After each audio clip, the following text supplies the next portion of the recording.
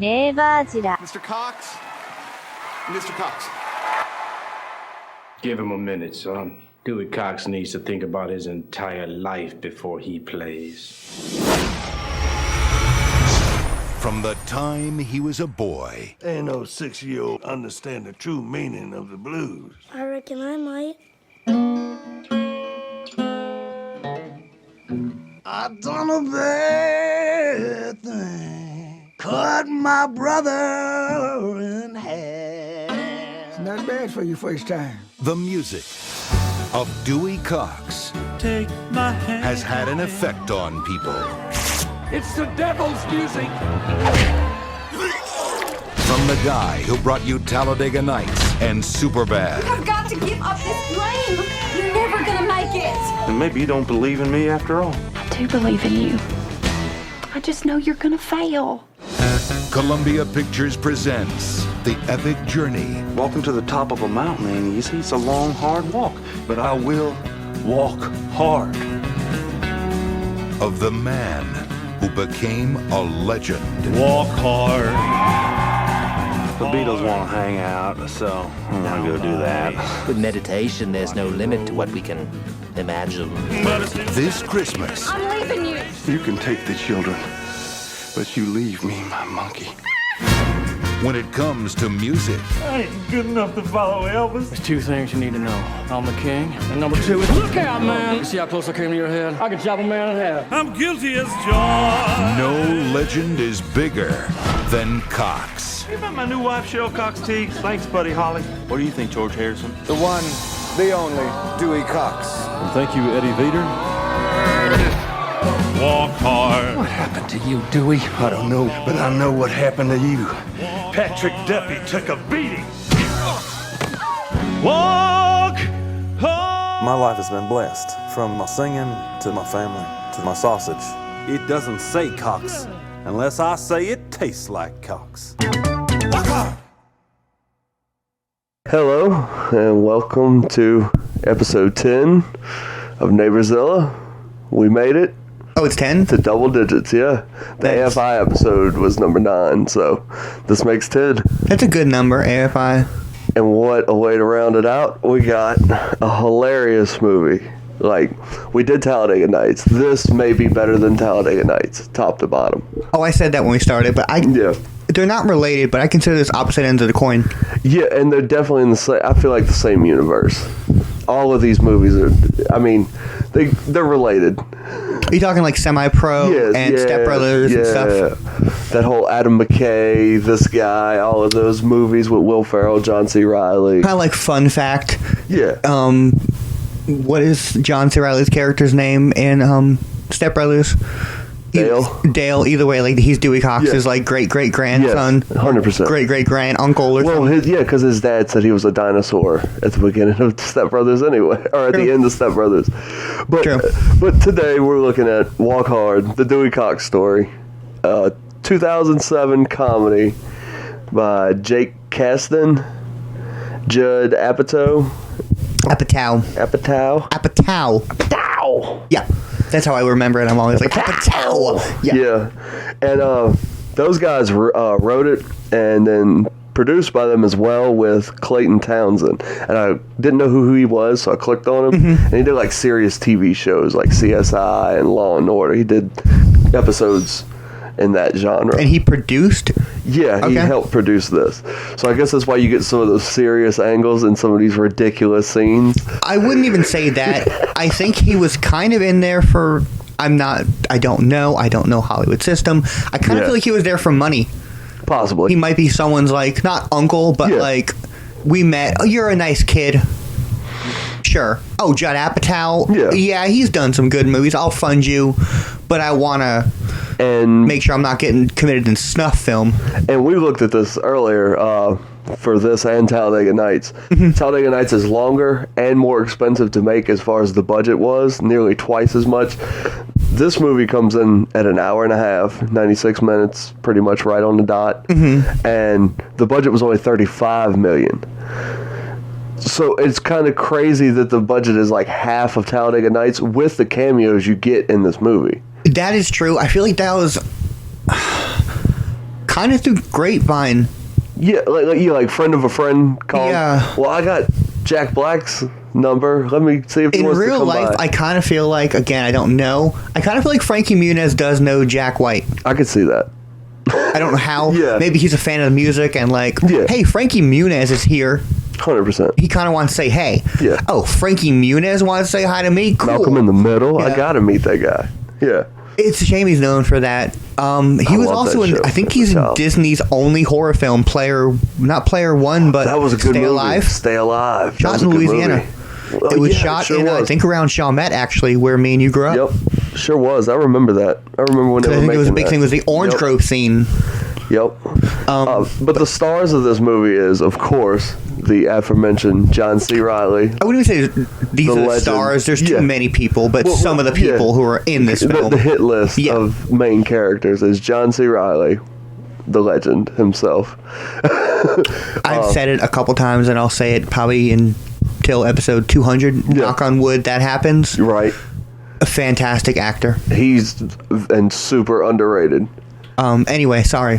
But Jenna Fisher is Pam from Office. The Office. Yes. She's in this as the love interest. The second/main, no third. The main love interest, but yeah, she's the second one. She's the second or third. The second, love interest of the film, but the main one, yeah. Yeah, because Kristen Wiig is his first the first wife. one, who you kind of think is, and she's hilarious. I love her in this movie. I don't know a lot of her other roles other than Saturday Night Live, but she is fantastic in this. Yeah. She is the kind of spoiler. We're going ahead a little bit. Not really, because she's in the beginning of the film, but very early. Wow, she is disgustingly nasty. Go back to my daddy's farm and kill cattle. You'll be nothing. Meanwhile, he has like 3 or 2 number one hits. Song. Yeah. It's fucking great. Like every time he has a hit song, she has a kid. She's like, "You're never gonna be nothing, dude." There is kind of that might be a thing. I think that might be a baby counter / hit counter. We need to go rewatch and count the kids. Just count the kids per like what songs he's made.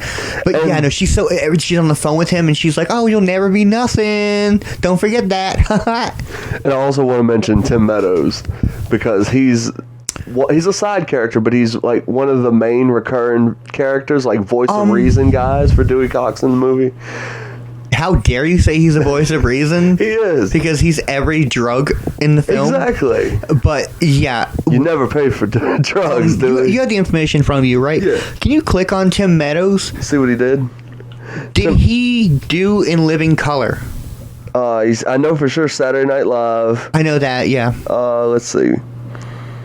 Coneheads, Wayne's World, Mean Girls, Benchwarmers. He was in Mean Girls, wasn't he? Semi-Pro.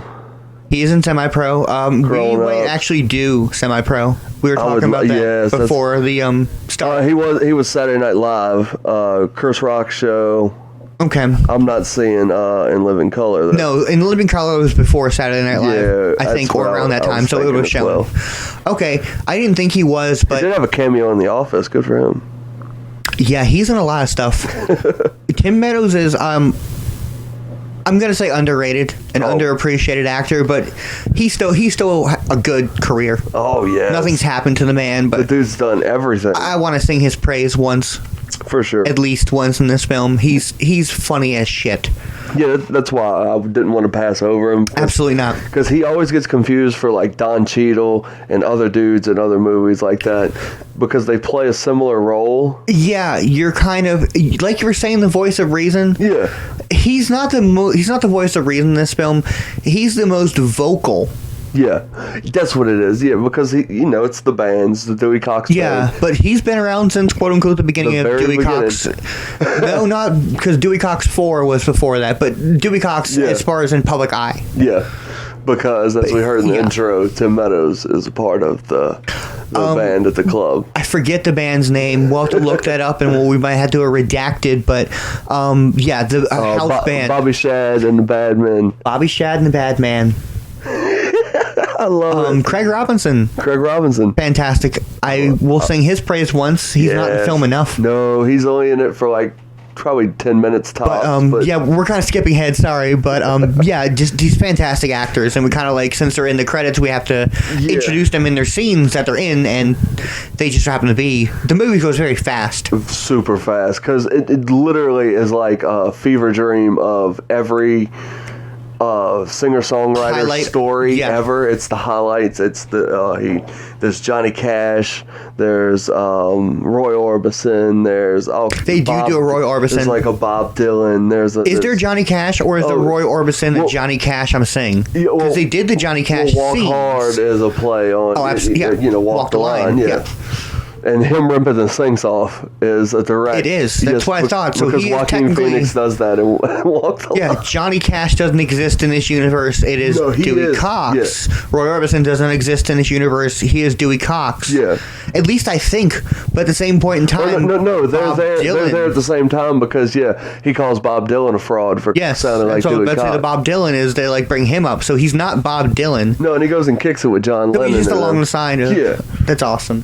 He's the vanguard of the music industry the entire time. Yes, I think the shtick was he was a musician that like the record label forgot or something like that, so his history got deleted, and they found Dewey Cox because the promotion was weird. Do we touch on all the main things we usually touch? We're basically got the plot. We've done the characters. Yeah. It was released. It came out in December 2007.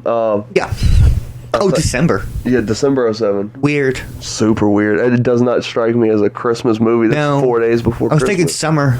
Yeah. Maybe spring. That's weird. December. That kind of ties into the promotion that we were talking about. Yeah, the promotion was weird.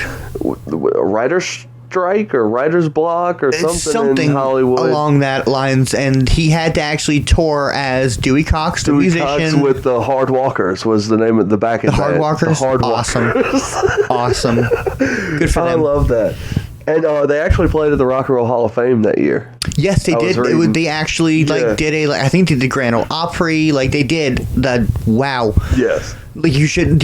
Money was the only reason why. Obviously, it's not a real band. Yeah, no. I mean, he played the music probably, absolutely. and the band behind him did, but it's not a real band. But yeah, they played it off as if he was an unsung musician that was finally getting his like. By the way, he was next to Bob Dylan. By the way, he was next to Ray Charles. Yeah. And, like, I guess by statistics, this would be a box office flop because it costs $35 to make and it only grossed $20. So I guess it becomes a flop. But it's become a cult classic. I wouldn't even say it's become a cult classic. I've never heard anyone talk about it besides me and you. And I've tried multiple times to be like, true. Hey. Yeah. I feel like only us and only people that know us know this movie. I feel like if you're watching this, it's either because of some movie like this. Yeah. Or good on you. Because you're not shop gonna, at the dollar store a lot. Or like, this is a new movie to you and you're only watching this because we did, Godzilla or whatever the fuck. And you're like, what the fuck is Walk Hard? Yeah, it's a weird movie. No one knows about it, though, from what I've gathered. But it's fantastic. I consider it, like you were saying, a universe with Semi-Pro and Step Brothers as far as the level of comedy. It stands up. And yeah, there's ties to literally every major artist throughout the decades. From Conway Twitty to Jim Morrison, Neil Diamond, Hank Williams. You actually get cameos in the movie from portrayals of Buddy Holly, like we were saying, as Frankie Muniz, the Big Bopper. Oh, you didn't mention him in the starrings, but yes, Frankie Muniz is in it. He's a small cameo as well. It's real quick. He's in it for like maybe 2 minutes. He's in it longer than Jack White, and Jack White is in it for like a minute and 45 seconds. Yeah, and Jack White is Elvis, and he kills it as Elvis. I love him. So let's kind of go with the plot. And yeah, I was just touching on like all the different artists that they kind of a lot of blend. Bob Dylan, like we said a couple times, it's a lot of weird artists, and it's like, oh no, like you said, he was here. He shook hands with And I'm gonna say my favorite line, one of my favorites at least, is at the end. Eddie Vedder is like, if Bob Dylan was the Messiah or the Moses of blank and blank, rock and roll. It's fantastic. And that they kind of stick him in like a weird. He's Paul in 12 Disciples. It's great. It's so good. I loved it. But yeah, the plot kind of starts. The date is actually hilarious. It starts in 1946 with a young Dewey Cox. 1946. Why 1946? Because that would put him right there at the boom of the 1950s with Johnny Cash and Jerry Lee Lewis and Elvis. What a fantastic date. Is the date highlighted by any chance? No, I mean, okay. It is. I was curious if it led to something like, it's also, some civil rights, because black music is probably the first quarter of the film. Yeah. It's because a lot of blues. As a kid, he he cuts his brother in half. He halves his brother with a machete. Yes. It's very easy, by the way. Very easy in this universe to have yourself with a machete. But before he halves himself, the playtime is fantastic. Oh, yeah, They're playing Copperhead catch, where they're throwing poison snakes at each other. They're like sticking their heads in paint mixers and like doing corn thresh or chicken. It's fantastic. This movie is hilarious. It's fantastic. Who is the dad by chance? Oh, because I didn't hear his name in the credits, and I looked it up. But wow, let me see. He is a perfect because he's so happy in the first 5 minutes of the film because his newsflash, you're gonna hear this a lot. The wrong kid died. But before the wrong kid dies, he is so happy. He's watching his kid play the piano. He's like, don't worry, you can go play with Dewey. It's good for Dewey to play with you. You can't be perfect all the time. He's so happy. What is this dude's name? It's, I forget it. It was a weird, kind of dull name at the same time. 'Cause he's so good. And I've seen him a couple times. I think he plays a general. Chris Blunt. That's what it was. Chris Blunt. And I laughed at Blunt. And I laughed so hard I forgot because I'm 12. Agreed. But no, he is phenomenal. He's so happy in the beginning. But yeah, the kids go play like Copper Catch, like you were saying. It's so great. Yes. And they end up. Nate gets halved. Playing machete fight at the end. Let's play machete fight, do we? And I think there's a welding scene, actually, I remember, and they're like putting their eyes under the sparks. Yes. So like the kid was dying anyway. Oh yeah. He wasn't making it to 12. They were going hard. Yeah. Those kids were going If anything, hard. He saved Dewey's life by dying, but he gets halved in a machete fight. This is also a spoof on Johnny Cash from Walk the Line. In the very beginning, his older brother tells him to go and play or whatever because he's complaining at the sawmill, and his older brother's got to run the saw machine by himself, and he cuts his intestines and he dies. So that's the tie-in here, but the fact that they go over dramatic and halving each other with I wouldn't even say over dramatic because I don't want to, and kind of all the music artists they kind of touch on this, I really appreciated that they jacked Walk the Line as a movie to like the mostly emphasis of as far as titling and like his traumatic experience. It's like it's the most extreme Ray Charles like situation. And like if you watch Walk the Line, it's kind of poking fun at all the hilariousness of that movie because it's shot from a very serious angle. I kind of love the film though, and I was about to say, but like we were saying, Joaquin Phoenix walking in the bathroom and just ripping five sinks or something like that. Like in that movie, he does it like 3 different times in 3 different places. Yeah. So this is why Dewey Cox does it everywhere he goes. Everywhere he goes, yes. Everything that happens bad. It's so good. He cuts the couch in half, bends forks. Yes. It's great. Yes, like you're saying. Yeah, they choose to do Walk the Line as the most one. And I was about to say, I want to throw that in. I want to say that's going to be episode 13 or something. I want to do it soon. You want to do Walk the Line? Before horror starts. I'm with it. It's a great film. Joaquin. And I want to sing Joaquin's performances. She was good. But I want to start at kind of one of my favorite couple Joaquin films before we get to like... I'm with it. Oh, by the way, yes, we'll do the Joker maybe eventually. Like, I don't want to touch on any of those like big hot topic movies for Joaquin. Yeah. I want to touch his more what he should be well known for, in my opinion. Right. Like Gladiator, he's amazing. He's great in Gladiator. Amazing in. Pompous, disgusting person.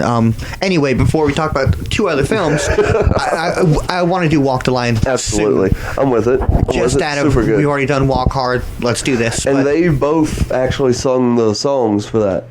Yes. No. Joaquin is, like I said, a fantastic actor. They killed it. And it's because of, in my opinion, the movie he should be praised for, like Her and stuff like that, where he's really breaking a sense of person. Yeah. He's a good actor. But anyway, he has his brother with a machete. And then the dad drops the line, wrong kid died. The wrong kid died. And that's the line. For the rest of the If you could sum up Austin Powers. Yeah. Yeah, baby, yeah. This the wrong kid died. The wrong kid died. And I think then it jumps immediately right to him at 13 at the talent show? When he's 14. 14 at he's the talent 14, show? And he's with Dewey Cox and Dewey Cox 4. By the way, this is fully grown John C. Reilly. Yes, fully grown. And they're not trying, there's no hiding it. They don't de-age him. Yes. They don't give him more hair. No, they actually poke fun at it. He's like, well, Mom, I'm your 14-year-old son. That is beyond the wrong kid died. The very bluntness of this movie is what I think should be praised the most. I know. It's I've said it before, kind of when we started, it was like, oh, why do you want to do this? I'm like, well, because it's just as good as Talladega, Jake. And he agreed and was like, you have to. And it was because of jokes like this where he's like, well, I'm your 12-year-old son. Well, this wouldn't happen in 1946. They date everything, and they lay the jokes out in front of you. It's like... And he meets Charles Manson later on, and it's like... Hey, Does he? Yeah, hey, Mr. Manson. Yeah, he's trying to give him music. It's like everybody else. Oh, my God. Yeah, when he's dropping LSD and PCP and he's climbing up the tower and or on the post office in San Francisco. I didn't catch that. I don't remember that. It's hilarious. Wow. That's awesome. That was like the only cameo. By my buddy Charlie's house. That's what it is. Yes. Yeah. I think I remember that, yes. But... Fantastic. It really is. But yeah, he plays Take My Hand. Take My Hand, which is a spin on the Beatles. I Want to Hold Your Hand. Yeah, yes. I Want to Hold Your Hand. Yeah. But it's done a style of classic Johnny Cash. Temptations. Early style. Country western. Doo-wop. Early 50s. Gospel doo-wop But the song's actually unironically good. Great. Every song in this movie that Dewey Cox sings is great. It's great. Take My Hand, and the entire the crowd gets litty almost immediately. It lights the fuck up. It was like a Yeezy concert. Yeah, it was fantastic. They really made it Beatlemania. The first Johnny Cash performance, they really went over the top with it. Like they said, those performances were as soon as the Beatles hit the stage, it was like overwhelmingly. Yeah. Girls were grinding the chairs. Yeah, but they weren't allowed to stand. Yeah, they couldn't even. It's a performance on TV. You can't overreact. Yeah, it was insane. Like Elvis shaking his hips. Yeah, it's so good. It was like kind of hearing Little Richard's first time. They really encapsulate lightning in a bottle. All these moments happen to Dewey as well, and he does it in every generation. Dewey Cox does. Yes, with every iconic point in music. Yeah, he's the one that causes the big boom. Yeah. So it's hilarious. They make a comment again, like you were saying, the Beatles. They make a comment. We like to think our White Album is your Long Days, or our Long Days Night is your Walk Hard. Your Walk Hard. It's great. But he plays Take My Hand, which is like a kind of doo-woppy, swingy kind of thing, and the crowd, the guys just start swinging on each other. Yeah. All the women rip their tops off. They're shaking, and Ron Howard's dad plays the preacher, and he instantly gets socked out. He gets slammed from off screen. And it's so great because he instantly is like the devil's music. The devil music, yeah. And he has another quick cameo after the riot that is his performance at his house where the town is torching the kind of Frankenstein villagers. Oh, yeah. It's so great. Simpsons movie, real. Yeah. Treehouse of Horror Simpsons. Yeah. It's fantastic. It's good. But yeah, and they make a point because the dad and the preacher are of course on the same side. Absolutely. And Kristen Wiig. Yeah, is Edith? He points at her. He points to in the crowd. Points at her, and that makes her her well, girlfriend. Edith pointed at you in the crowd. That means you're my girlfriend. And she proceeds to instantly scream, "I'm Dewey Cox's 12-year-old girlfriend." Yes. Which again, just they mention age off point because it's like, hey, make a joke about her being 12 and him being 14. She just says that line. Oh, I'm 12. He's 14. And the dad is hyping up his music like he's the devil. Is Jerry Lee Lewis, Great Balls of Fire, is what that is. Yes. I feel like a reference to. It's not his cousin, but I think he's in the movie, Jerry Lee. I don't think so. Is he? I don't think so, but that's kind of where it reminds me of. I don't know why, but white doo-woppy piano, da-da-da-da-da-da-da, big band kind of vibe. Marrying someone that's younger than him drastically, just happened to be his cousin. Yeah. But yeah, at least Dewey didn't do that. But he did stop mainlining acid. Yeah. He also didn't do that. Just not PCP. I won't say that. No. But yes, the dad agrees this is devil's music, and he's like, "Well, Mama, I'm leaving. I'm 14." And the mom is underrated in my opinion. She's hilarious. Every time the camera, it's her line. It's "Whoa, no." And that's her first line of every line. She is the old lady on Courage the Cowardly Dog. Yeah, she is Muriel. She's Muriel. It's fantastic. She's unsung, and she dies in the worst, best way. Oh, it's hilarious. Vertigo, dancing to Dewey Cox's song. Just want you to know what your music does to people. It kills them. She died to Walk Hard. Walk Hard. Oh, one of the, I forget which song was popular. Yes. Pa leans on for a minute. He's like, "Oh God, I guess it is kind of catchy." Yeah, it's so good. And yes, she dies. They mentioned Vertigo, and I can't help but think Arrested Development, Lucille too. Oh God, yes. Vertigo. I know it's not, but I'm. Same thing. I have a touch of the tisms. Yes. And everything kind of clicks to Arrested at some point. Oh, yeah. And I think instantly Vertigo. I think Lucille too. Well, when you watch 4,000 hours of Arrested Development, I probably watched more. Ooh. No, I've watched more Chris Chan than Arrested, but God. Arrested's a close second. That's why we're doing this. It's a close second. Listen, folks. I'm not going to go on another tangent, but don't do what I do. No. Podcast being a podcast, but don't do what I do. No. I don't condone any of my life. Anyway, he leaves, and they know he actually might be 13 because they make a line in the next scene when he's working at the nightclub. The preacher has my favorite line. You know who else who has hands? The devil. And he uses them for holding. He used them for holding. That's the greatest That's line. his connection to Dewey Cox's performance of being the devil. Yes. I love that it was Ron Howard's dad. You can't. It was What great. is his name by chance? I don't want to. Let's see. He does a lot of cameos, is what I know him from. But I only know him at another Arrested Development click. That's weird. Because they got Ron Howard's dad and Vertigo. Conspiracy theory. Absolutely. I really feel like all these movies are tied together. You know? This is the Illuminati we're talking about. Yes. It's not the evil child molesting. No, it's just stupid jokes in movies that aren't connected. Like the fact that Punisher is connected to Arrested Development through Tom Jane. Because Tom Jane is an actor in Punisher. Rance Howard. I always think Ranch, and I knew that was his name, and I was like, it's not Ranch, you're a fucking stoner. Oh yeah, he's phenomenal. Anyway, yeah, the plot is he leaves the house at 14 with his 12-year-old girlfriend, and absolutely, he is washing dishes or mopping the floor. At a black nightclub where they come to erotically dance or dance erotically. So Bobby Shad and the Bad Men, which is Craig Robinson, as we said in the starrings into these films. Oh yeah, and that's where Tim Meadows is introduced. He's playing drums throughout the whole movie. He is now his permanent drummer. Yeah, from this. He is the Adam Carson of Davey Havoc.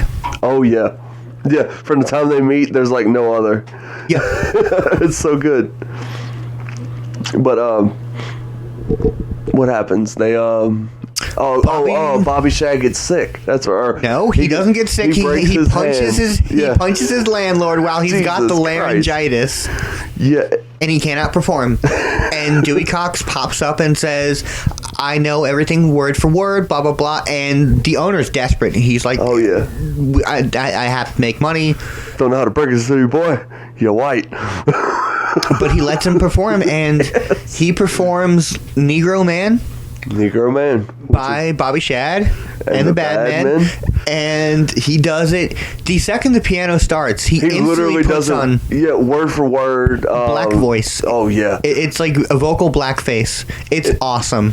It's literally like a mime of Craig Robinson's performance. He does the patter as well. Everything. Your woman catches you on the strange. Yeah. She gon' blah blah blah, and she's like, I'm not gonna say it. Yeah. And he then starts, and that kicks in the song. He just said it, and then the whole crowd it's so goes great. Nuts. And yeah, like nothing happened. No. They don't care. No, at first they were shocked, and absolutely, then he went right into the song. It's like he's playing Negro Man. It's fantastic though, and the producers are there, Mr. Mazel Tov and L'chaim. I love the over Jewish names. Again, that's what is like the joke about the movie is the jokes aren't formulated yet. This is the rough idea. Yeah. It's a cliche Jewish name. Oh, you know like the Jews this, are in the music industry. But not this. Yeah. But they literally went with, matzo ball and L'chaim. It's terrible. Hilarious. It's terrible, but so good. And they, Bobby Shad is like, no, you want me. You want me. I'm the one you want. No, we want him. And no, it's definitely him. They say my famous line, we want him. He's good with the singing, the dancing, the shaking of the tuchus. The shaking of the tuchus. It's fantastic. And they take him immediately. Next scene is the recording studio.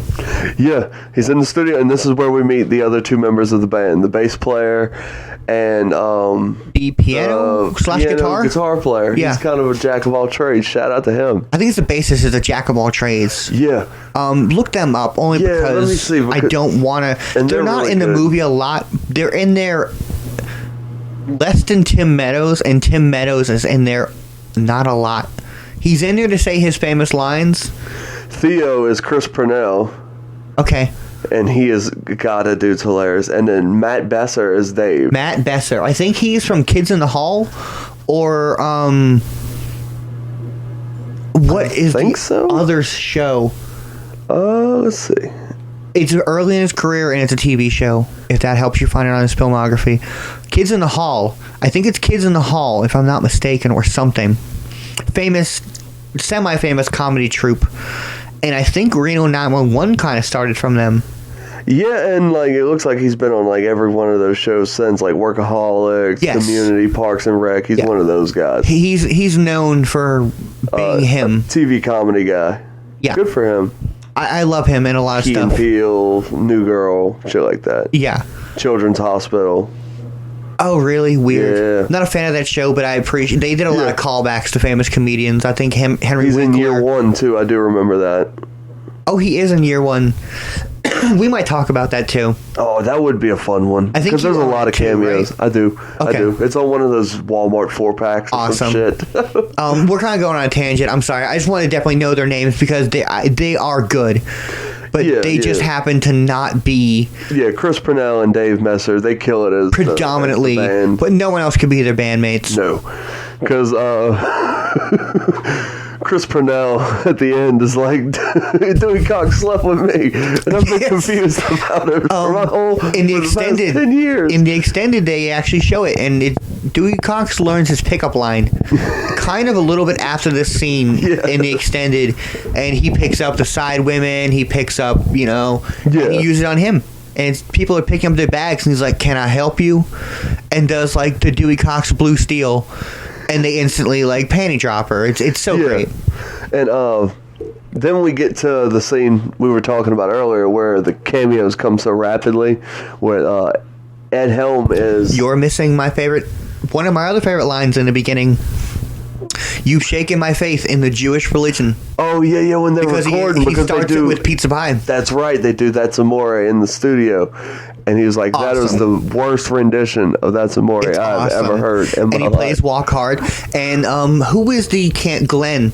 Talladega. He plays a DJ in this one, and he instantly is like hot off the charts past 30 minutes, and it's so good because again the movie is fast. Well, and that's how it was back in the day. You recorded a song, it was going in. You recorded it at the studio. Yeah, you made one record. If it was good, you gave it to the radio guy next door. Yeah, and you recorded at Kentucky KYOT because they had the only studio that had vinyl. Exactly, and they instantly, the second it was dry, put it on at like midnight or 3 a.m, or it's a hit. A lunchtime try, and because you had a lot of Buddy Holly, because as you're about to jump to that scene, but yes, he produces Walk Hard for the first time, plays it, and it's a lightning strike because the other band doesn't know it. Nope. And they get it perfect, and it's a hit, number 1 or 2 or something like that. And I would love nothing more if you would give me one more chance to restore your faith in the Jewish religion. It's fucking amazing. So but yes, then they have a Jack White is cameoing as Elvis. He's Frankie Elvis. Muniz as Buddy Holly. Ed Helm is the production manager, kind of putting the show together. Who is Big Bopper? The Big Bopper is John Ennis. John Enos. Ennis or Ennis? Ennis. I think it's Enos, but I know I've seen him in a lot. Yeah. Yes, he's in a lot of stuff. Very funny person. I like his quick cameo. It's got the phone, and that's what it was. It was kind of like adult talent shows back then. It was like, I need a phone prop to play my song. Exactly. I need this. I need that. Well, because you had to set yourself apart. Because back then, if you performed, you had to wear a suit. It was you were an Elvis. Yeah, you were a thing. So wearing zoot suits. Yeah, like if everyone's wearing a suit, how do I put myself apart? So the Big Bopper is like, let me carry the phone. I have a bow tie. Yeah, shit like that. But I'm gonna say this a lot, pretty much for every scene. My favorite line of this scene is Buddy Holly. Yes. They say it like 6 times. Oh my God, yeah. Because he walks up to John C. Reilly watching the Big Bopper. He's like, "Hey, Dewey Cox." And he's like, "Oh, hey, Buddy Holly, you scared me." He's like, "Oh, I'm a big fan of Walk Hard." Yeah. Blah, blah, blah. He's like, "Well, I'm a big fan of you too, Buddy Holly." Yep. And he's like, "Oh, you'll do good." And Ed Helm walks up and he's like, "Look, guys, Elvis is going on next because he wants to get the hell out of here. So, Dewey, you're going to follow Elvis. Then, Buddy Holly, you're going to go on last." And he's like, "How am I supposed to follow Elvis?" And Buddy Holly's like, "Oh, you'll do fine, Dewey Cox." He's like, "Well, thanks, Buddy Holly." Yeah. Or my name is not Buddy Holly. It's not Buddy Holly. It's wow, I love it. It reminds me of 1930s Fatty Arbuckle kind of like who's on first base. Yeah. It's so great because they have the humor of the time involved in that joke. Hilarious. And it's so fucking great. It's so great. And Jack White plays Elvis. Oh, look out now. Mumbling mess, talking about karate. Only 2 types of people know this: the Chinese and the king. And guess which one I am? I'm the king. And John C. Reilly immediately retorts the second Elvis out of earshot, obviously. He says, "I don't know what the fuck he was saying." It's so I don't great. understand a word he said. What the fuck was he talking about? It's so great. It's the best thing in this little pocket of time in this film. Yes. What is the next era? Because immediately they jump to the next era of music. Oh, well, they kind of they keep Pam. They keep with the Johnny Cash, Jenna Fisher, which is what's her name, Darlene. Darlene. Yes, Darlene. Yeah. Oh, their whole intro of relationship. They're riding horses and it's hilarious. Woodworking. Oh, it's so bad. He's married and she's. He tried to get double married. Yeah, he gets double married. Well, yes, he does. He can't get double married, do he? Double married because she makes a comment after a good 10 minutes almost of them. Yeah. Again, I don't even want to say flirting. No. It reminds me of a Cialis commercial. It's rough. They're holding hands in separate tubs, but they're jerking each other's fingers off. It's crazy. Eating strawberries off each other's toes. Yeah. It's fantastic, but they're not having sex. And she makes a comment while they're dry humping in bunk beds. Yeah, on the bus. On the bus, and I forget his name again, is listening, and he's Theo. Yeah, Theo is on the bottom bunk, thoroughly enjoying this conversation, having to listen to this. And she makes a comment. Well, we can't do this because we're not married, of course. Yeah. And he, for some reason, I guess the first time blood went to his ears, he's like, oh, we're not married. Yeah. And he instantly, next scene is them. They're married. It's fantastic. Yeah, they are. And they have a horse. Yes. Kind of sexual escapade where he's a stallion walking out of the bathroom. It's hilarious. And he's prancing. It's the equivalent to the fantasy from Step Brothers that Centaur? The Centaur. Yes, it's the equivalent to that. Yeah. It kind of it does remind me he of walks that. in, flips open the bathroom. And that, or a very light scene from that film, is the say I'm walking out of the shower and shut the fuck up, Dale. It's kind of like a light version of that, but yes, his first wife walks in, catches him. She's got the baby in tow. Yeah. Oh yeah, like I think she's 2 or 3 kids deep in at this point. You can't get double married. Yeah, and she instantly is like, yeah, but what if I'm famous? Yes, the rules don't apply. What the fuck? That's his retort. She leaves, obviously. He tries instantly going back on. What's her face? I keep wanting to say The Office. Pam. Jenna Fisher. Jenna Fisher. Yeah. I apologize, Jenna Fisher. She's Pam. If you're listening, she's Pam for I life. Apologize, but I don't know a lot of your career. No. But you were great in The Office, so I know you as Pam. Yeah. I'm trying not to call you Pam though. But yes, she instantly is like, "No, what are you doing?" He's like, well, fuck. And instantly crawls right back to Kristen Wiig. Yes. And that is the monkey scene. The monkey scene, and then the downfall of his career with the first downfall. Real, Let's not get excited here. It's like he starts first of many.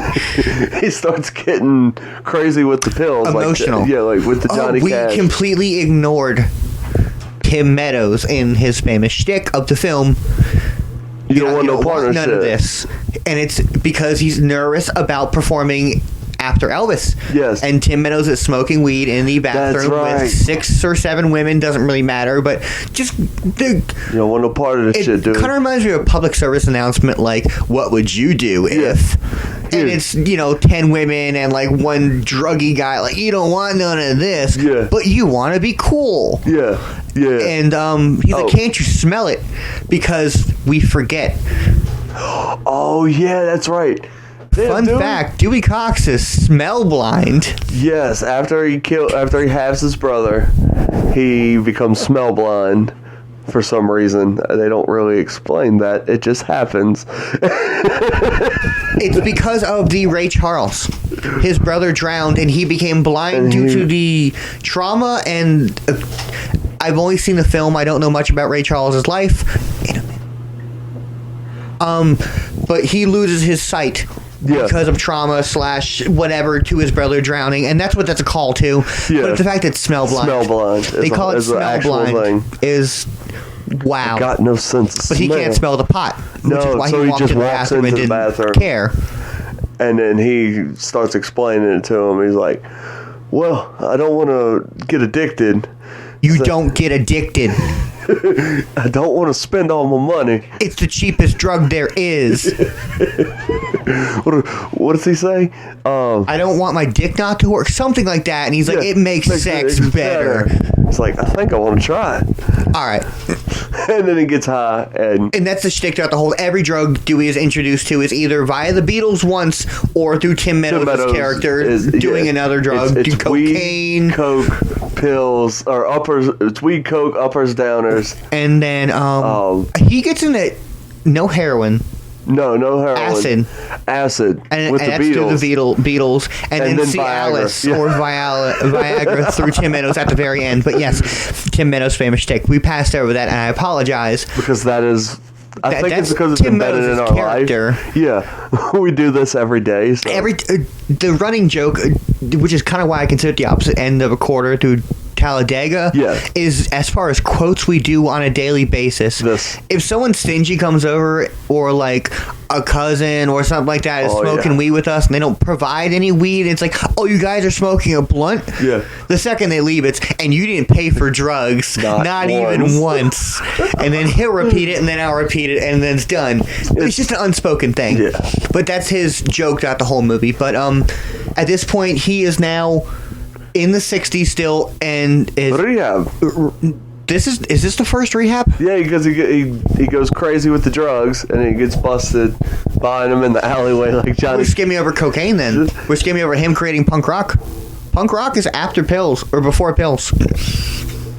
Yeah, that's right. Because he does pills for, not cocaine, he does pills for a hot minute, creates punk, gets arrested in his Roy Orbison phase, buying pills, and then that's the first rehab. Yeah, rehab. But he creates punk. He does Walk Hard. The almost a Dead Kennedys is the closest thing I compare it to. Like, it's not even like 1, 2, 3, 4, da, da, da, da, but it's almost worse than that.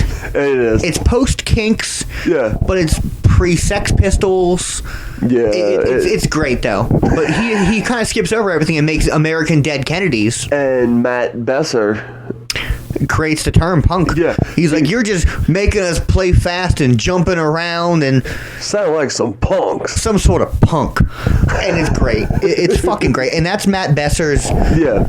I don't want to say his best, but his best deliveries in a lot of his comedies, and I will have to redact or at the end mention what I know him from first. Yeah. It was a TV show on Comedy Central I caught, either from Canada or something like that, but he does very good dry line delivery. He's not the straight man, because he's doing weird shit. Yeah. But he's doing it very dry. And all while this is happening, it's the split up after they get double married, and Darlene comes back and walks in on him, which is the Johnny Cash scene where June Carter walks in on him. And he's like all fucked up at practice. Which I can't praise enough. I'm glad they glanced over a little bit of Ray Charles and took a little bit from it. Yeah. I'm glad that Walk the Line was almost a Johnny Cash story, because Johnny Cash is fucking awesome. Well, and he's been around so long. He did the same thing. He went through all these eras. My favorite story about him is the ostrich one. Do you know this offhand? No. I'm going to say retirement, but not retirement, right around Hurt-ish era, he had an ostrich farm. Oh, Jesus. And they're nasty fucking things. I don't know if you know this, but they can, like, kill a lion, I think, in a kick or something like that. Yeah. They're strong as fuck. I've actually, fun fact, been traumatized by emus. Oh, lovely. And an emu is a slightly smaller ostrich. Yeah. Fucking birds are scary as shit. Why do they look like that? I see why the raptors are what an emu and ostrich are. But anyway, he had an ostrich farm. One attacked him and cornered him and sliced his belly open. Oh. And it only saved his life because he had a giant belt buckle on. Oh, fuck. His farmhand or his wife found him, took him to the hospital. He came back the second he left the hospital, grabbed his shotgun, and blew the fucking ostrich's brains out and made a belt and boots out of him. That's what I would do. And that's Johnny Cash. And I'm kind of pissed he doesn't have an ostrich scene. He has a giraffe. But Johnny Cash is fucking awesome. And I'm glad they parodied that as a main line. Yeah.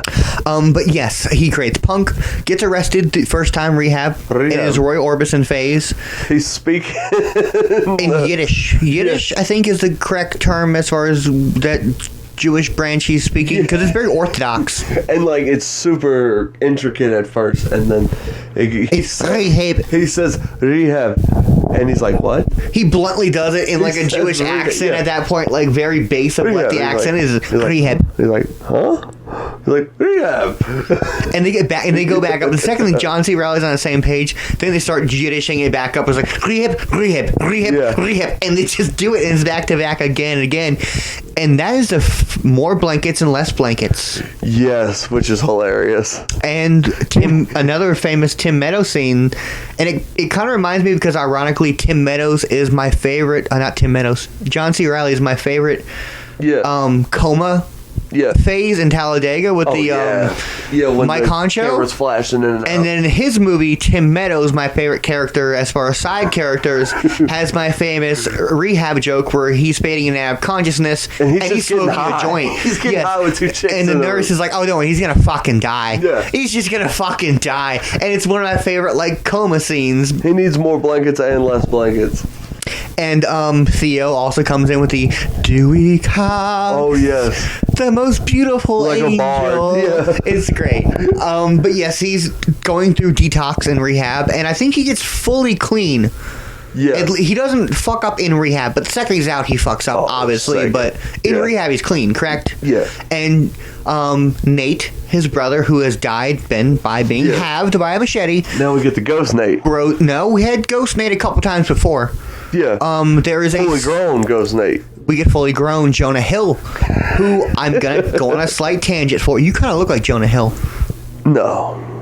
Look up Jonah Hill now. I'm not joking. Oh yeah, maybe now, yeah, for sure. Look it up. He has the same. He grew like a little beard. Yeah. Just while you're alive, I want to see a reaction to it. Jonah Hill. I'm gonna consciously add a Jonah Hill movie or two to the list. I'm with it. I kind of love. You want to do mid-90s? We could do his. I don't want to do mid-90s until we do Wolf of Wall Street. I want to do War Dogs. Because you want to do War Dogs, and it's kind of the same role. I see it. Even past that. Yeah. His more scraggly. Not that you're scraggly, but his more unkept, not on carpet. For sure. You look like Jonah Hill. That's fucking weird. I'll take it. Whatever. That's a dope compliment. No, for real. If you basically wore what I wore. Yeah. But didn't change how you looked. Yeah. Jonah Hill. Just pop on a bucket hat. That's dope. Randomly, I'm gonna go buy a bunch of bucket hats now. That's dope, dude. That's a compliment. That's a compliment, yo. That's a compliment as fuck. You look like skinny, healthy Jonah Hill. That's awesome. But his comedy's good. But I want to do Wolf of Wall Street. I'm glad for his career. I haven't seen all of it. I've seen a bunch of the memes from it. It's worth it. It's a long movie, but wow, it's fucking funny, especially Jonah Hill. Absolutely. He gets in a fight with people. Oh, nice. He's kind of like fucked up me on cocaine and drunk. He's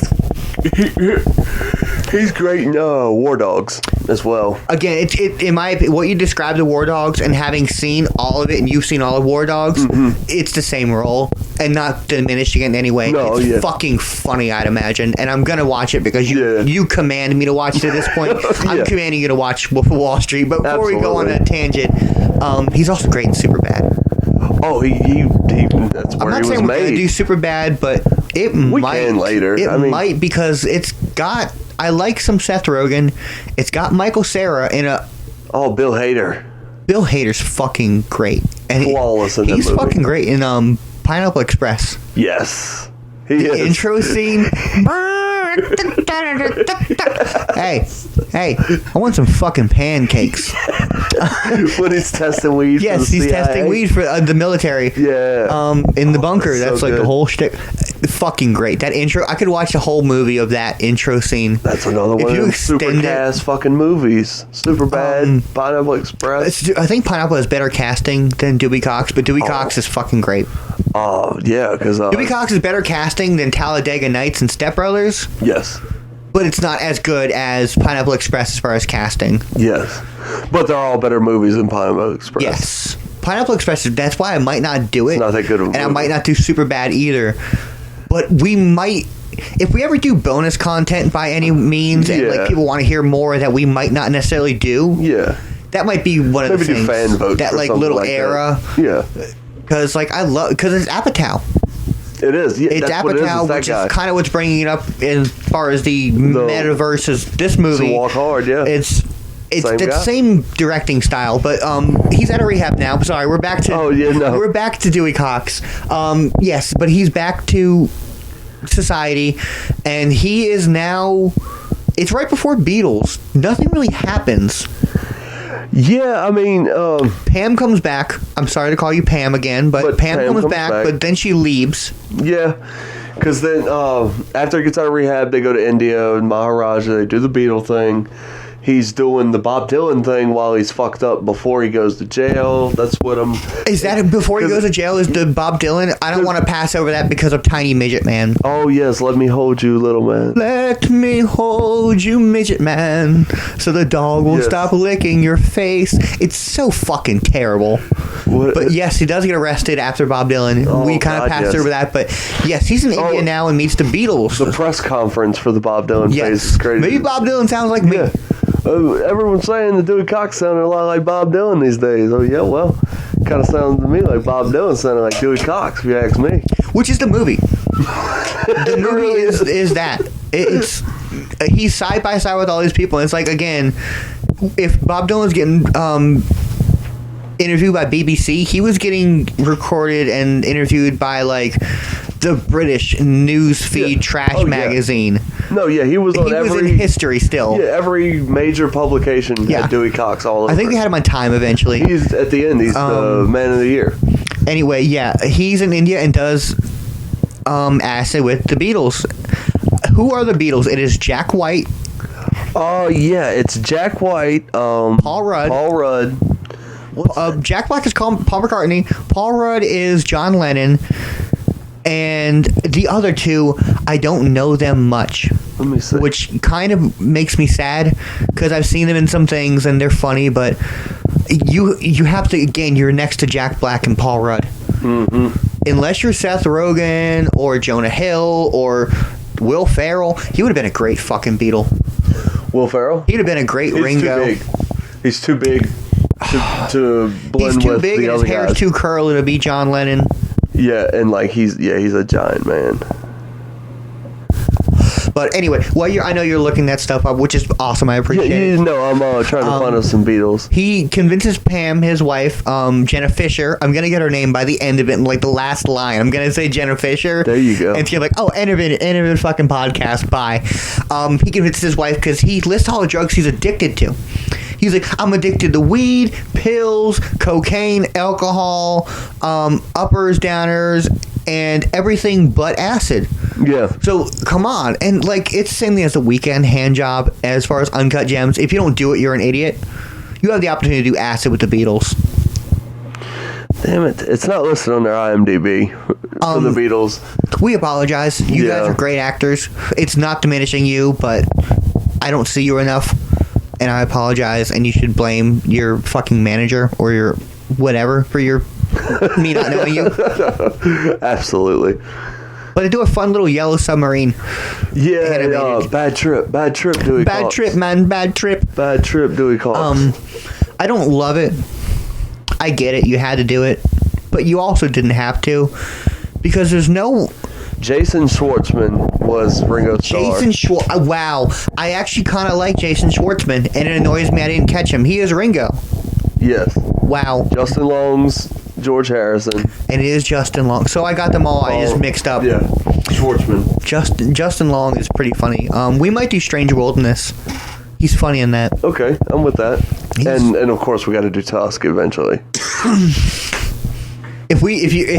If you're making me do Tusk, only because I say this, because if you want to get down to performances, I want to do Red State. I want to do them both. I do too, but I don't want to do them back to back. No. So that might be a good in between. Mm-hmm. Anyway, yes, he does Acid with the Beatles, Bad Trip. He dreams of Machete, and he cuts him in half. Instantly starts doing acid again. He's like, "Do you want to do more acid?" He's like, "I think I do." And that jumps to the trampoline scene. Yeah, he comes back. Or I don't want to say scene, but trampoline era. Yeah, he jumps on a trampoline for like 6 months, they say, and he grows this crazy beard. And it's not that long. Because I rewatched it probably a little bit more recent than you. It's like 6 days or 4 days. Like that, yeah. It's a minute. Any longer than 20 minutes, you're concerned about an adult. But yes, he's been jumping on it for a couple days, and that leads to the studio. This leads to the extended as well, because I watched the extended on accident. The masterpiece? The masterpiece is like 6 to 8 minutes longer. This is the worst song Dewey Cox makes. And it annoys me because it's the worst era of the film. It is. I wanted more early Dewey Cox or more punk rock Johnny Cash about to get arrested. Yeah. Dewey Cox.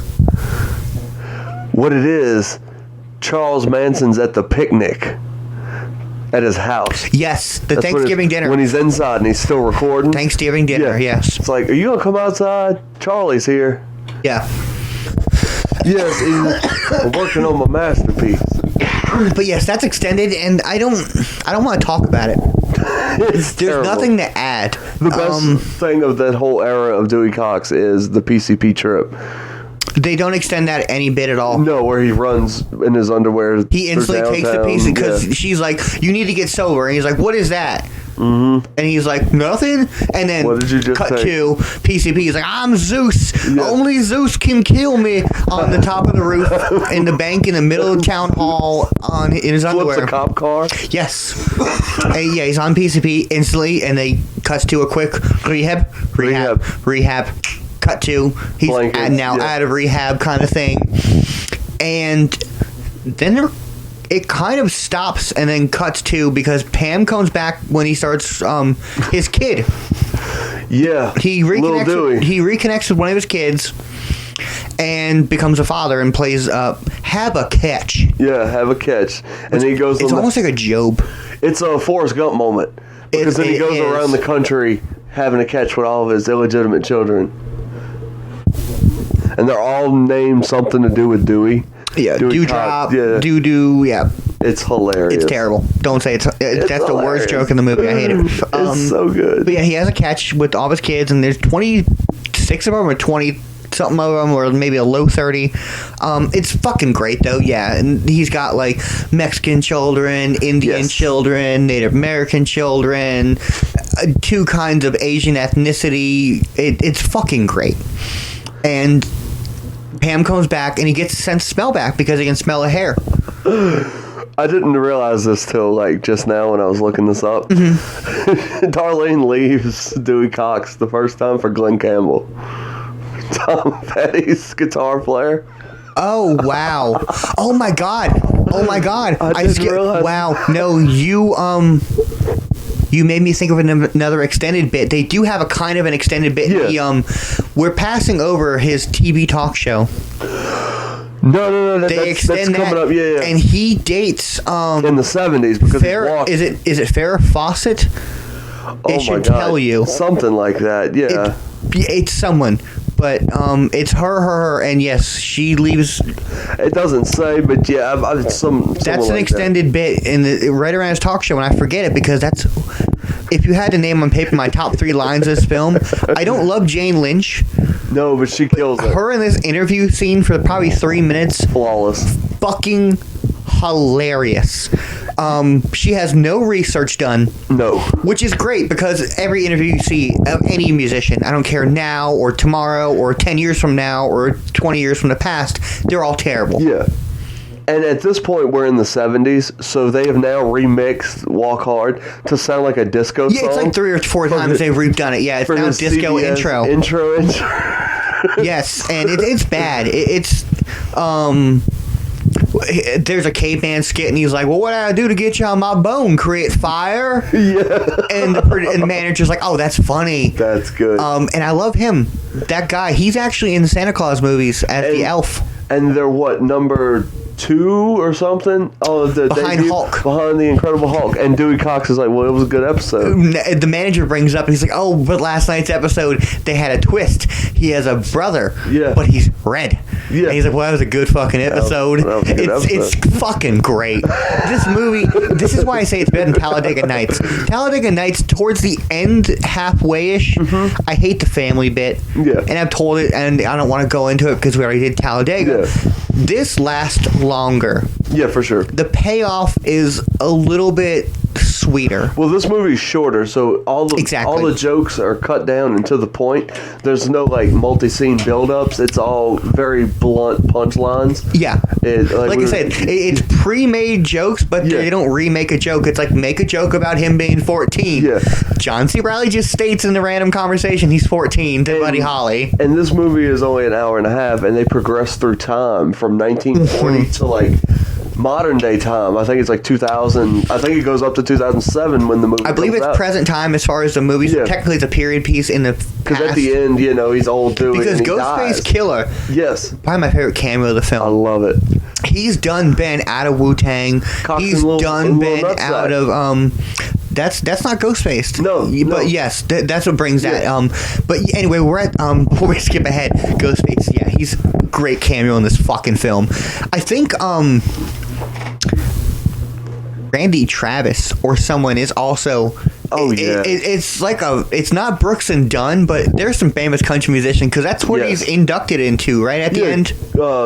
country music or rock and roll Hall of Fame. Is it rock and roll? Yeah. But there's a lot of country tinge to it. Anyway, yeah, because he starts in country. We're in the 70s. Before we even get to present time, we're in the 70s. Jane Lynch, fucking hilarious in this film. The interview, yeah. She's like, well, you're so busy. Do you ever stop to smell the roses? And he's like, I have no fucking sense of smell. She's like, oh, well, I see you're healthy. He just bluntly states he's not mainlining acid anymore. And I just want to let everybody know I'm no longer mainlining acid. And we're on after 8 after the nightly news. I feel like this is the same universe as Anchorman. This was on. This is after local news was fucking Anchorman, exactly. and this was on after. 100%. As far as a local area, it's fucking great. Anyway, she makes one of my favorite lines throughout the film, and I know I say this a lot, but she's they cut to a commercial. A good 30 seconds, and she's like, I know what this must feel like to be on a dead end fucking show, because that's what I'm on right now. It must make you want to blow your fucking brains out. And we're back. It was and John C. Reilly is left in a gasp. It's so good. And it's great because I think that's when, as far as comedy, it's serious John C. Reilly, and as a person, his drama is where it's at. But as far as comedy, it's when he's left stupefied. Yeah. It reminds me almost like a pre-Steve Brule, where you can make a meme out of it because he has a buzz cut. It's fucking weird. But yeah, he's left stupefied, and he's just like, what the fuck? And the interview ends because he has no sense of smell. Oh, the custody argument as well. She's like, you must have a lot of kids. He's like, well, I'm in the middle of a custody battle. Like, custody is being thrust upon me. And I don't feel like that should be a thing. It's fucking great. He's the best, worst thing in the world. Oh, for sure. But yes. And immediately making the point, this movie doesn't miss a scene. The next scene is Jonah Hill back as the ghost, talking about he's urging Dewey to reconcile with his dad, and this is where we get the Jedi battle to end all Jedi battles. It is kind of like Obi-Wan versus Anakin. I have the higher ground, Anakin. Yes, we did pass over the dad, but he's peppered in. He comes in every 5 scenes to say the wrong kid died. Even at the end of this kind of time, he pops in the last time and he's like, wrong kid died. Yeah. And just that's it. Well, from the late 50s to pretty much they're estranged. When he gets washed in the 70s, he only pops in during each era change. One time? He pops in at the hotel, he sees him and he calls, and is he at Thanksgiving dinner? No. He might be. It doesn't matter because he's only going to say the wrong kid died. Yeah. Actually, he might be, and if so, it's a fucking Thanksgiving speech, and he just says that and walks the fuck off. That's great. But yeah, he does an amazing Jedi battle with his father via machetes. Because and that's how you have to settle it. Yes, he's like, I want to apologize. He's like, there's only one way you can apologize to me, and it's like cold hard steel. Yeah, oh yeah. And it kind of reminds me of an Adult Swim, Your Pretty Face is Going to Hell. Yeah. You have 10 minutes to do a whole episodic. Go. And watching that scene, you see the ties to the Tim and Eric show and shit. Kind like of. That. It's like, okay, I see where your roots are actually at. You condensed a 20-minute episode down to 3 minutes. Yeah. In the weirdest way. It's great. But the dad habs himself. And he says, only in this moment now do I realize how easy it is to be halved by a machete. And John C. Reilly is like, yeah, right? It's really fucking easy. He forgives him. And then Dewey Cox loses his shit. Yes. Breaks the sinks. Breaks everything in his house. Speaking of temper tantrum, we kind of passed over a 2-second joke about his temper tantrums.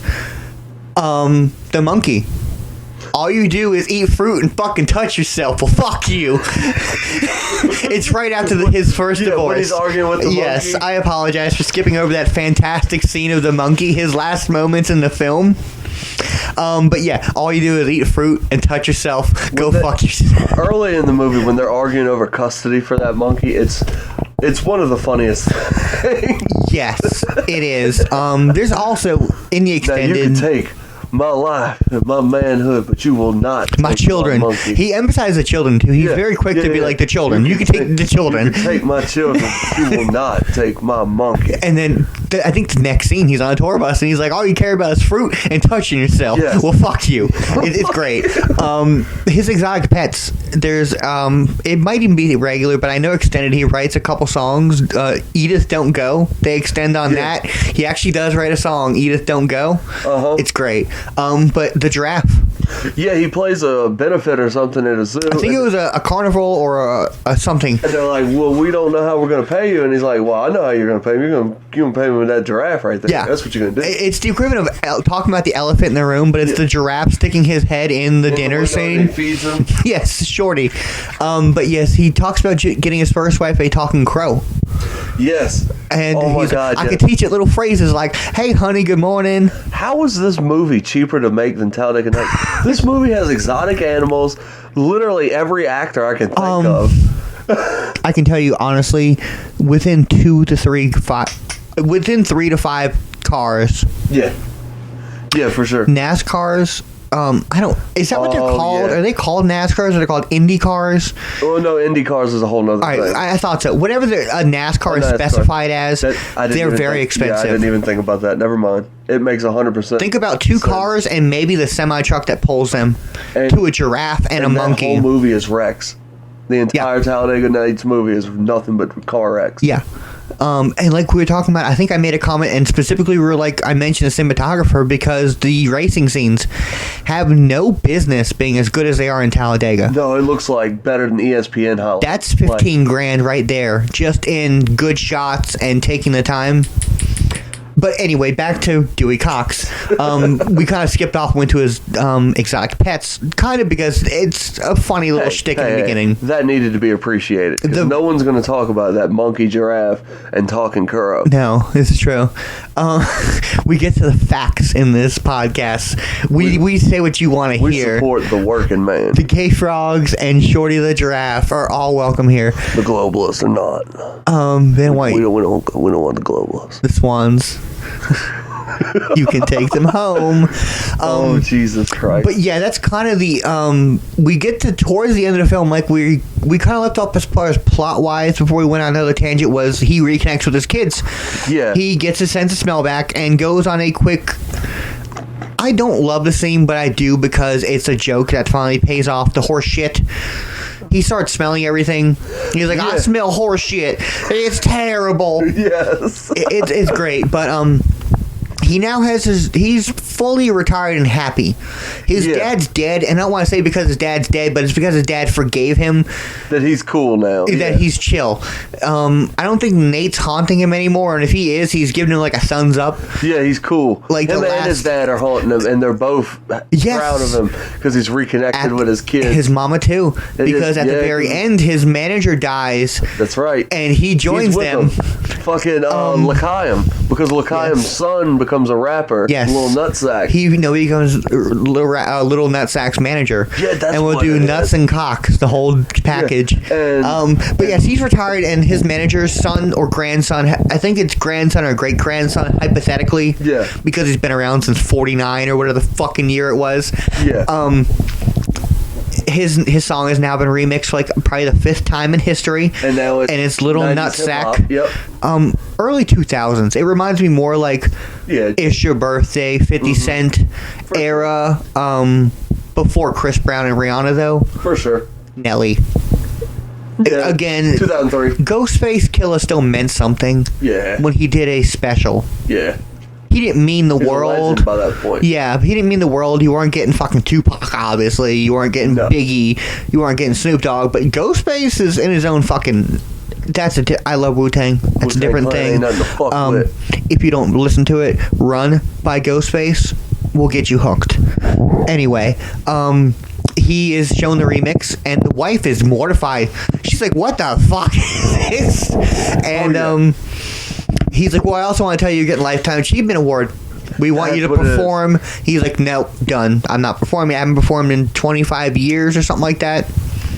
They mentioned, I think, a quarter of a century. Again, they're very blunt with time. This happens to be the 25th day, or this happens to align with like the full moon that I did Walk Hard. Well, to get all those artists into one movie, you got to fast forward time a lot. Absolutely. And it's the fact that they use that as a pivot point for the jokes. We skipped over actually the first joke and last joke of the film. Well, not last joke, but he needs to relive his whole life. Oh, yeah. The first scene of the film is him at the Lifetime Achievement Award. So it's a spoiler, not really, slash lead on the wall thing. He's got to relive him reliving his whole life. He literally relived up to this morning. I mean, the whole life. And he's there, and Eddie Vedder makes a cameo. An amazing speech. It's a great speech. I don't love Eddie Vedder, but it's a great fucking speech.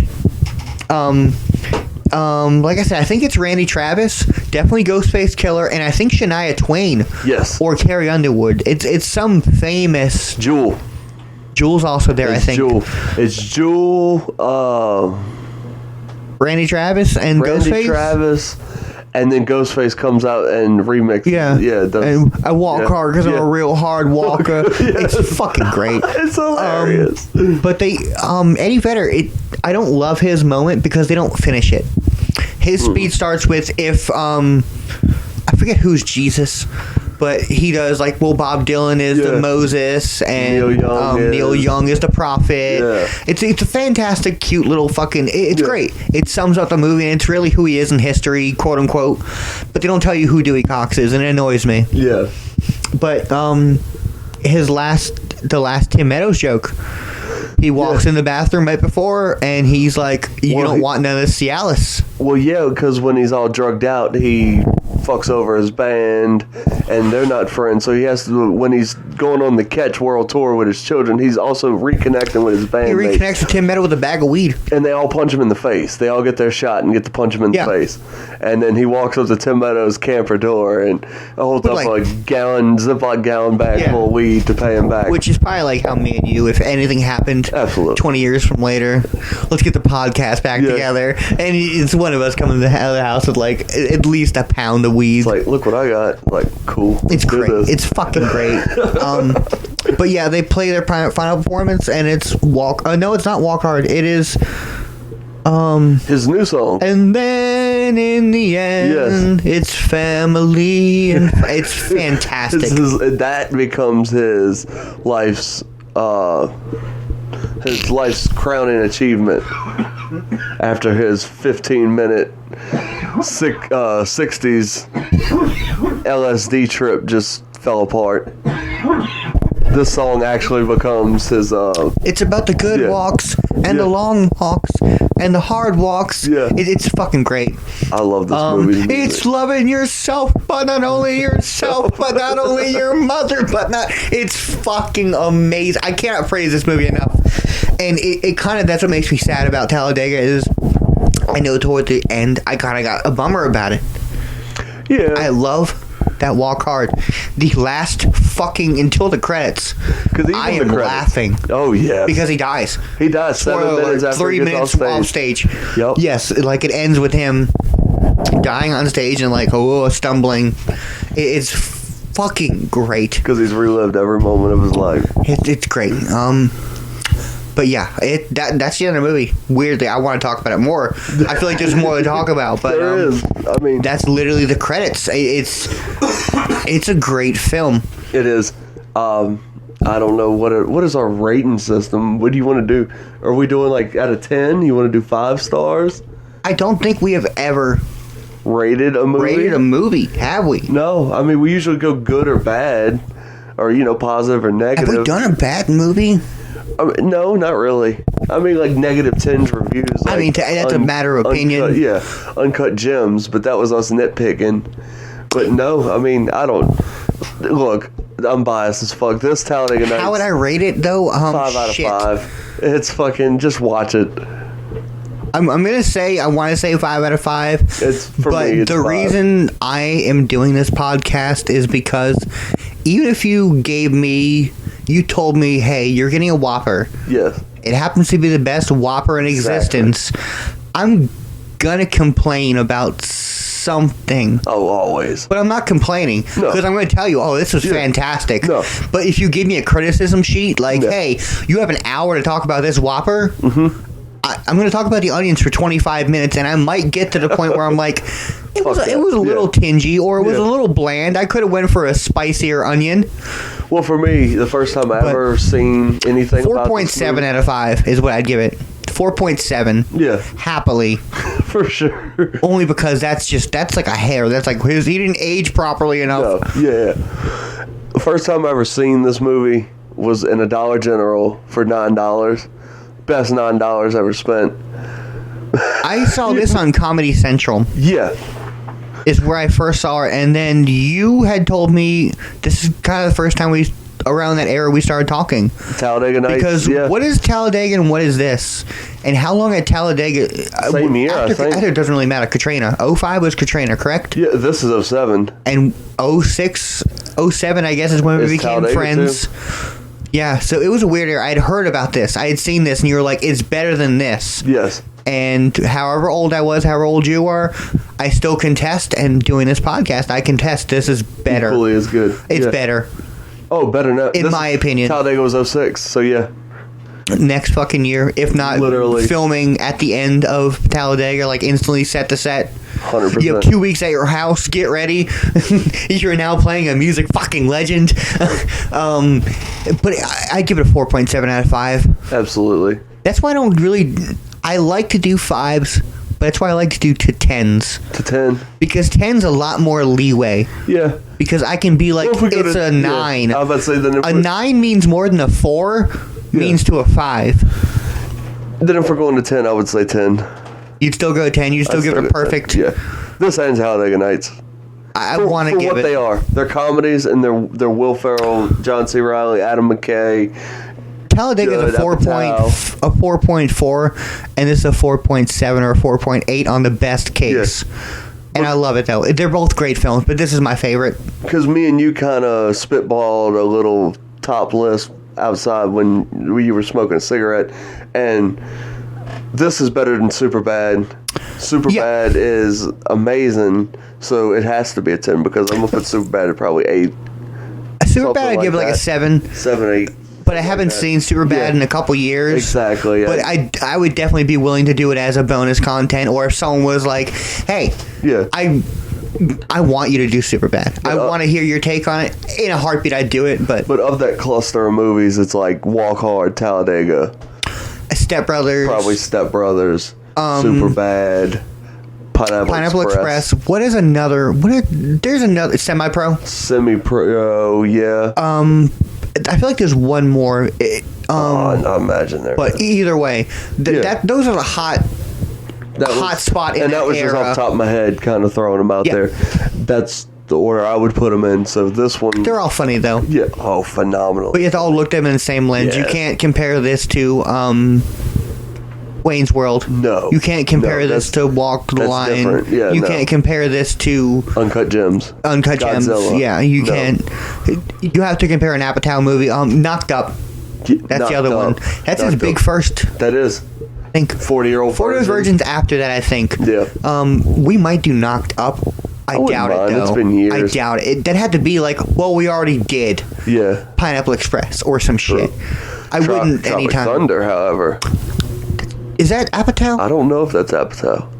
But whoever it is. We'll look it up after the end of this podcast because I'm curious. But that's another. That might be closer too. Yeah. Because just the trailers alone, that film are fucking great. Hilarious. Anyway, that's it. I wouldn't give it a perfect score, but if you like Talladega and you haven't seen Walk Hard, fucking do it. Absolutely. Do it. We rambled off super hard on this movie, and I feel like the movies we ramble off on are the ones that are the best ones because they were so impactful that they spawned other movies. You know what I'm saying? Like Talladega to this to everything else. Then you get the weird. Feel like when we edit, it's even like, okay, how much of a tangent do we cut out? And we end up not really cutting much of a tangent out because it's like, well, it's all really relevant to this fucking film because you're talking about 3 of the same actors and the same director. Exactly. Yeah, it deserves a minute and a half. Exactly. But yeah, that's it. Episode 10. I didn't know it was 10 too. Yeah, it was weird.